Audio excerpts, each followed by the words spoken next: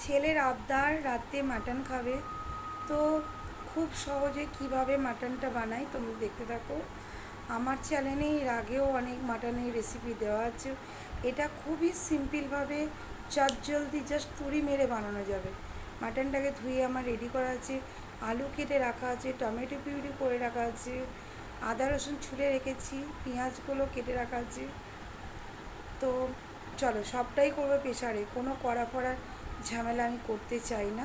তো এই যে প্রেশার কুকারে তেল দিয়ে দিলাম, তো চিনি দিয়ে দিলাম, তেজপাতা, পেঁয়াজ দিতে হবে। এই বাবা একটু পড়ে গেল গো।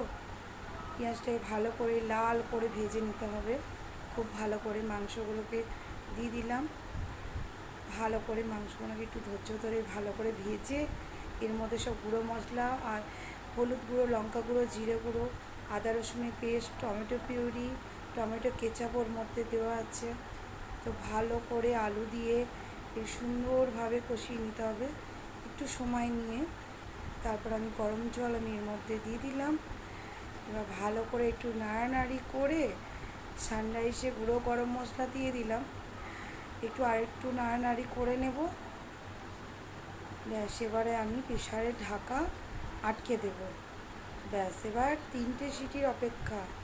আর আমার প্রেশার কুকারটা একটু মাথা খারাপ আছে, ওকে একটু তুলে দিতে হয় সিটিটা, আর নাহলে সিটিটা উঠতে চায় না। তো দেখলে তো কত চটজলদি মাটন আমার করে ফেললাম।